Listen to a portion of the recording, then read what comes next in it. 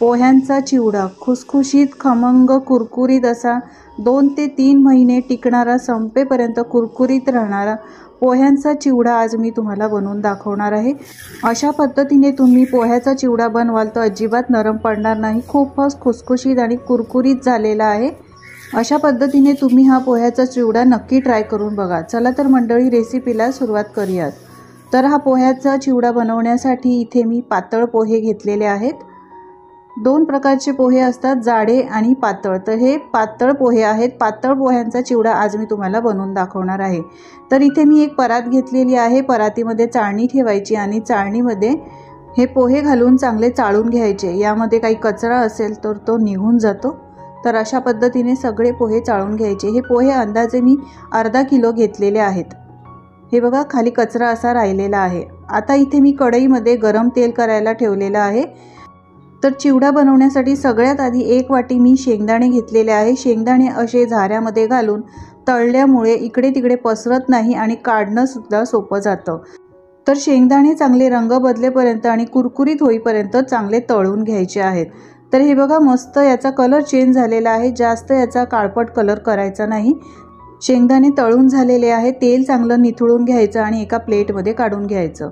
आता याच तेलामध्ये मी 1 वाटी सुकं खोबरं घेतलेले आहे। सुके खोबऱ्याचे काप घेतलेले आहे। अशा पद्धतीने झाऱ्यामध्ये घ्यायचे आणि चांगले तळून घ्यायचे। हे बघा, तेल चांगलं गरम असल्यामुळे लगेचच हे सोपं जातात।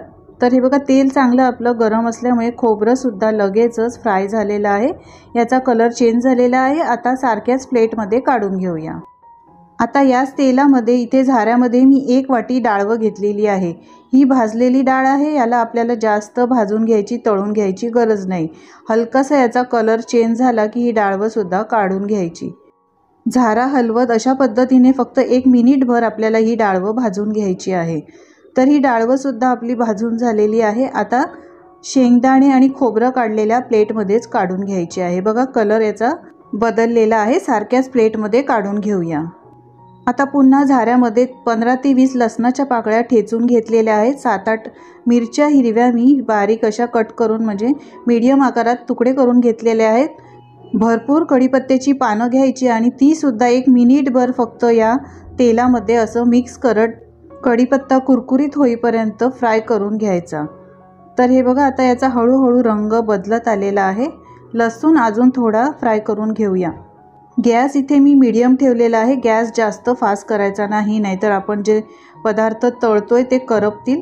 तर हे बघा, सगळं व्यवस्थित फ्राय करून झालेलं आहे। बाकीचे जे कढईमध्ये राहिलेले आहे ते सगळं काढून घेऊया। आता लसूण, कढीपत्ता आणि मिरचीसुद्धा फ्राय करून झालेली आहे। सारख्याच प्लेटमध्ये काढून घ्यायची। आता या कढईमध्ये तेल भरपूर होतं, तर मी तेल काढून घेतलेले आहे। फक्त 1 ते 2 चमचे तेल ठेवलेले आहे। तेल जास्त घ्यायचं नाही।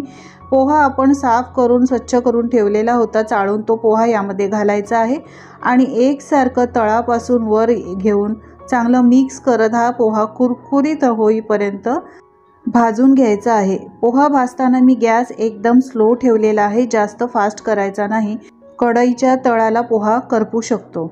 अशा पद्धतीने एकसारखं ढवळत मिक्स करत हा पोहा चांगला कुरकुरीत होईपर्यंत भाजून घ्यायचा।